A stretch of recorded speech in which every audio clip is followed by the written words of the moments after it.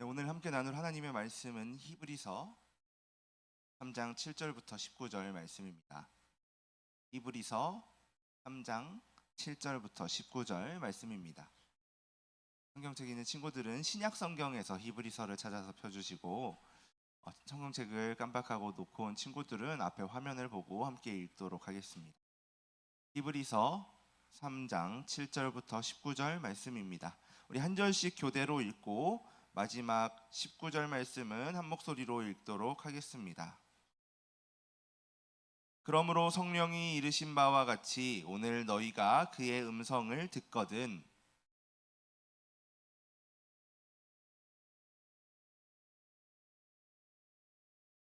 거기서 너희 열조가 나를 시험하여 증언하고 40년 동안 나의 행사를 보았느니라.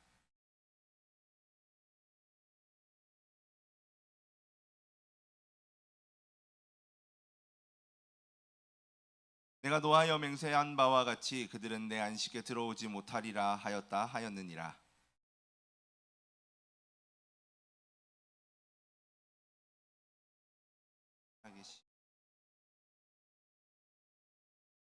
오직 오늘이라 일컫는 동안에 매일 피차 권면하여 너희 중에 누구든지 죄의 유혹으로 완고하게 되지 않도록 하라.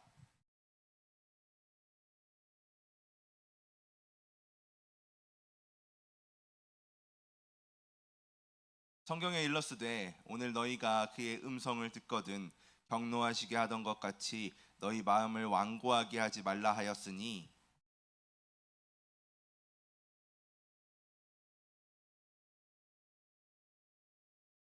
또 하나님이 40년 동안 누구에게 노하셨느냐? 그들의 시체가 광야에 엎드러진 범죄한 자들에게가 아니냐?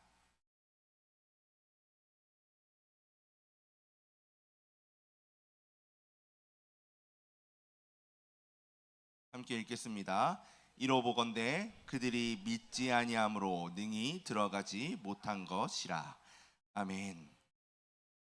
우리 친구들 제목을 한번 같이 읽어볼까요? 시작. 네, 마음을 지켜라. 우리는 오늘 마음을 지켜라 라는 제목으로 하나님의 말씀을 함께 나눌 거예요. 친구들, 오늘 말씀이 기록된 성경책의 이름이 뭐였죠? 히브리서죠. 히브리서.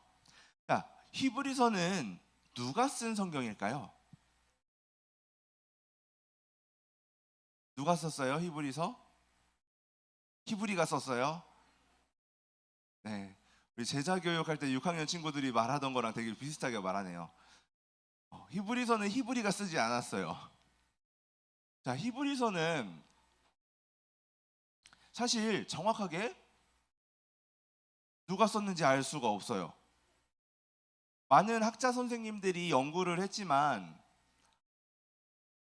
명확하게 누가 썼다라고 증거가 남아있지 않거든요. 그래서 누가 썼는지는 우리가 정확하게 알 수가 없어요.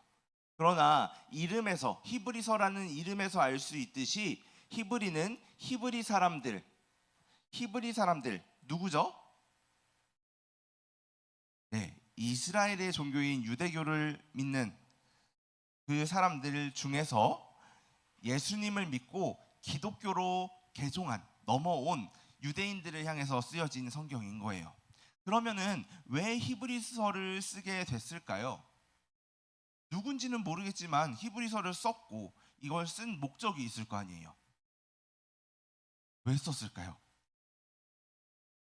예수님을 믿게 된 이 유대인들이 다시 기독교를 떠나서 원래 믿던 유대교로 돌아가려고 하고 있는 그런 고민과 움직임이 보이기 시작했기 때문이에요. 혹시 친구들, 바울 사도가 예수님을 만나기 전에 어떤 일을 했었는지 기억하는 친구 있나요? 바울 사도 바울이 원래 하던 일이 뭐예요? 뭘 했을까요? 예수님을 믿는 사람들을 잡아갔죠. 예수님을 믿는 유대인들을 공격하고 핍박하고 잡아가는 일들을 했어요. 유대교 입장에서는 그랬을 거예요. 자신들이 신성모독이다라고 죄명을 붙여서 십자가에서 처형한 예수님을 하나님이라고 믿는 사람들, 그 사람들이 기독교인들이잖아요. 그렇죠? 그러니까 자기랑 같이 유대교를 믿던 사람들인데 우리가 쟤네들 잘못된 애들이야, 죄인들이야 라고 규정한 사람들에게 가버렸으니까 그들을 배신자라고 생각했겠죠. 그래서 이렇게 바울도 예수님을 믿는 사람들을 잡아가고 했던 거예요. 사도 바울이 그런 일에 앞장섰다는 거죠. 그럼 지금 이 히브리서를 받는 사람들, 그러니까 히브리서를 수신한 편지를 받는 이 사람들은 어땠을까요? 이들도 핍박을 받고 있었을까요? 맞아요. 핍박을 받고 있었다는 거예요. 이 사람들도 비슷한 상황을 겪었다는 거예요. 계속해서 괴롭힘이 있었고 사회적으로도 관계가 막 끊겨서 고립되는 그런 상황 가운데 놓여 있었다는 거죠.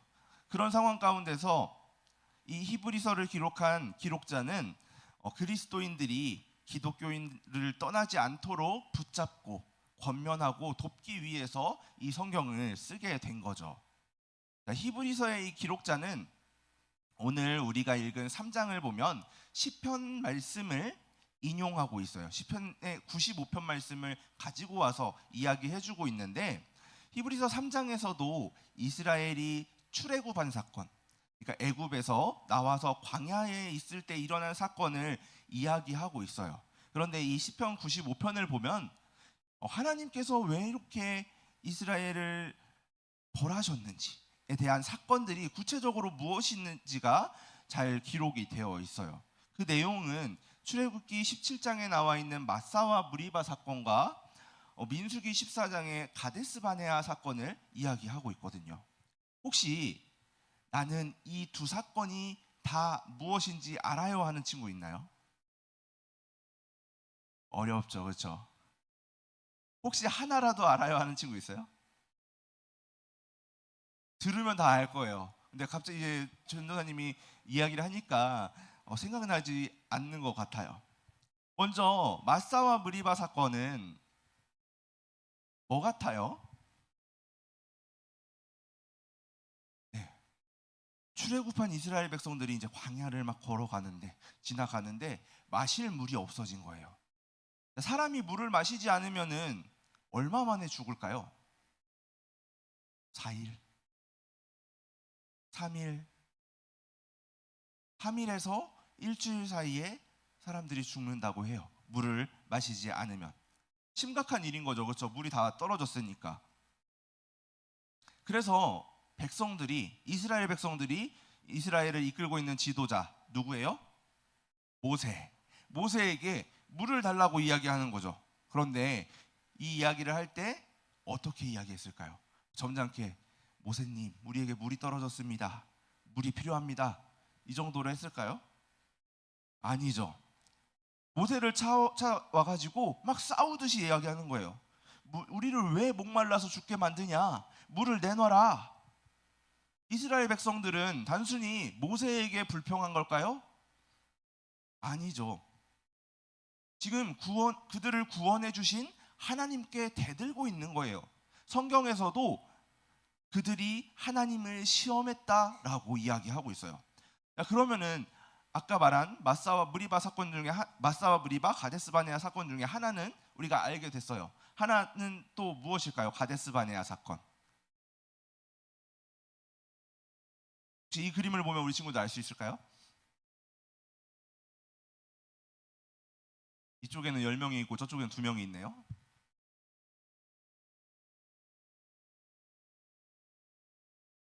이제 뭔가 알 것 같은데 그쵸? 말로 표현하기 힘든 그런 상황인 거죠, 우리 친구들. 이스라엘 백성들이 12명의 정탐꾼을 뽑아서 약속의 땅으로 정탐을 보냈어요. 가나안에 12명을 보낸 거죠. 그들이 40일 동안 정탐을 마치고 이스라엘 진영으로 돌아왔어요. 자, 10명이 이야기했어요. 뭐라고 이야기했죠? 우리 가면 죽어요. 우리 메뚜기 같아요. 저들은 거인 같고, 그래서 우리 가서 싸우면 우리는 죽을 거예요. 가면 안 돼요. 근데 2명은 뭐라 그랬어요? 2명 뭐라 그랬어요? 우리 가야 됩니다. 하나님이 명하신 땅이고 하나님이 약속해 주셨어요. 우리 가면 우리 승리하고 저 땅 차지할 수 있습니다. 이렇게 10명과 2명으로 나눠서 자기의 다른 의견들을 낸 거죠. 저 2명의 이름 누굴까요? 여호수아, 갈렙. 맞아요. 여호수아와 갈렙만 우리는 하나님이 약속해 주셨기 때문에 가면은 우리가 이길 거다라고 했고, 나머지 10명은 다 죽는다고 이야기했어요. 그 결과 어떻게 됐어요? 이스라엘 사람들은 누구의 말을 따랐어요? 10명을 따랐을까요? 2명을 따랐을까요? 10명. 10명의 정탐꾼의 말을 따라서 모세와 하나님을 원망하기 시작했어요. 그러면서 하나님께서 우리를 구원해 주셨다는 그 사실 자체를 후회하기 시작한 거죠. 이렇게 말한 거예요. 차라리 우리가 애굽이나 광야에서 죽었으면 좋았을 것을. 왜 우리를 불러서 저 땅에 들어가 칼에 죽게 만듭니까? 10명이 불평하고 원망하고 불순종했던 그 죄가 전염병처럼 이스라엘 전체로 퍼졌어요. 결국 하나님은 그들을 40일의 정탐 기간, 그 하루를 1년으로 모아서 40년 동안 광야를 떠돌게 만드셨고, 20세가 넘었던 이스라엘 출애굽 백성 1세대는 다 광야에서 죽게 하셨어요. 누구만 빼고요? 여호수아와 갈렙. 이게 바로 가데스 바네아 사건이에요. 이렇게 하나님은 그들을 구원하시고 온갖 기적으로 돌보시고 이끌어 오셨는데, 하나님을 믿지 못하는 그 마음이 이 이스라엘을 심판받게 하신 거죠. 그래서 이것들을 너무나 잘 알고 있는 이 히브리서를 쓴 기록자는 히브리서 3장 12절에서 14절에 믿지 않는 악한 마음을 품지 말아야 된다고 경고하는 거예요. 하나님을 니네가 믿는다고 유대교에서 나와서 예수님을 믿기로 작정했는데, 다시가 니네가 유대교로 돌아간다는 것은 출애굽한 백성들이 다시 우리 애굽으로 돌아가게 해주세요라고 하는 거랑 똑같다는 거죠. 히브리서를 받았던 유대 그리스도인들, 그들의 상황이 이랬다는 거예요. 분명히 그들이 예수님을 믿게 됐을 때 예수님이 참 구원이라는 것을 알고 왔을 거예요. 하지만 예수님을 믿기 시작하니까 어떤 일들이 벌어져요? 주변에 같이 유대교를 믿었던 사람들이 따돌리기 시작해요. 너희는 조상들의 믿음을 버린 나쁜 배신자들이다. 욕을 막 하는 거죠. 그런 욕들을 듣고 괴롭힘을 당하면서 마음이 막 흔들리기 시작했어요. 그래서 어떤 사람들은 이렇게 말하기 시작했겠죠. 예수님 믿는 거 진짜 힘드네. 그냥 유대교로 돌아가는 게 낫겠어. 예전처럼 사는 게 편하지 않을까? 광야의 이스라엘처럼요. 우리는 어떤가요? 친구들, 하나님을 믿고 살아간다는 게 너무나 감사하고 은혜로운 시간들이지만, 우리도 뭔가 내 마음에 불편한 게 생기면 불편해요. 꼭 해야 돼요? 안 하면 안 돼요? 그런 말들 하지 않나요, 우리 친구들? 우리 가운데 그러한 불평과 불만, 불순종하는 모습들이 있다면, 그게 자꾸 우리가 그런 말들을 표현한다면 이스라엘 가운데 퍼졌던 그런 전염병과 같은 그 죄들처럼 우리 가운데 퍼질 수 있다는 것을 우리 친구들 기억했으면 좋겠습니다. 하나님이 우리를 구원해 주신 것을 감사하는 말을 우리 친구들이 더 많이 했으면 좋겠어요. 그래서 히브리서 이 기록자는 유대 그리스도인들에게, 그리고 또 오늘을 살아가는 우리에게 크게 소리쳐서 이야기하는 거예요. 너희의 마음을 지켜라. 너희의 마음을 완고하게 하지 마라. 여기서 완고하다라는 말은 하나님의 말씀이 우리 가운데 들어오지 못하게 문을 잠가버리는 그런 마음인 거죠. 하나님을 믿기보다, 하나님의 말씀을 믿기보다 내 생각, 나의 느낌, 나의 편안한 감정, 그것만을 따르는 그러한 마음이 완고한 마음이에요. 조금만 어려워도 금방 포기하려는 마음이요. 하나님께서는 이스라엘과 히브리서 시대 그 성도들의 실패를 예로 들어서 오늘날 우리에게도 말씀하시는 거죠. 얘들아, 너희 마음을 지켜라. 그렇지 않고 너희 마음이 굳어져서 나의 말을 듣기 싫어하고 불평하고 불만을 표현하고 원망하고 한다면 너희 나에게서 멀어지는 길로 갈 수도 있다. 하나님 말씀하시는 거예요. 그래서 히브리서 3장 14절은 이렇게 이야기해요. 우리 함께 읽어보도록 하겠습니다. 시작. 우리가 시작할 때에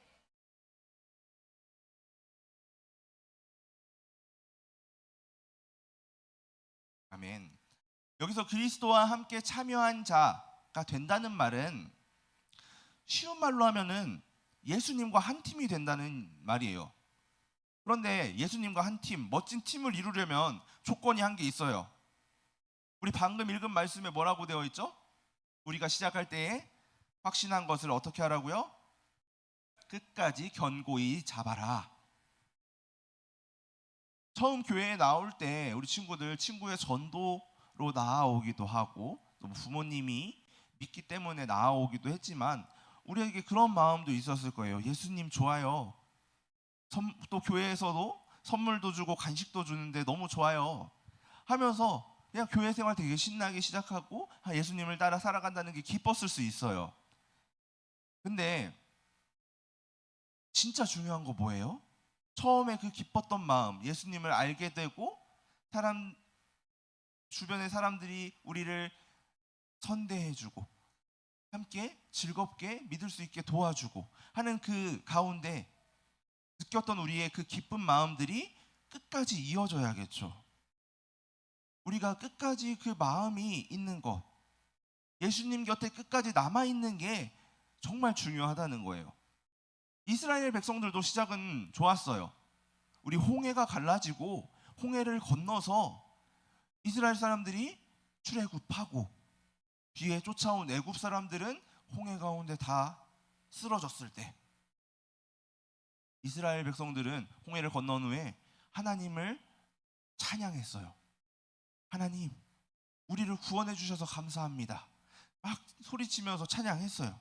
하지만 그 이후에 어떤 일들이 일어난 거예요? 광야를 걷다 목이 마르니까, 배가 고프고 다리가 아프니까 그 믿음을 끝까지 잡지 못하고 불평하기 시작한 거죠. 그럼 우리가 믿음을 포기하지 않고 끝까지 예수님 손을 꽉 잡으려면 우리 어떻게 해야 될까요? 나 혼자의 힘만으로 할 수 있어 라고 생각하면서 혼자 꾹 참고 버티면 될까요? 아닌 것 같죠, 그렇죠? 아닌 것 같아요. 그래서 하나님은 우리에게 서로라는 선물을 주셨어요. 우리 오늘 본문 13절 말씀을 같이 읽어보도록 하겠습니다. 시작. 오직 오늘이라 일컫는 동안에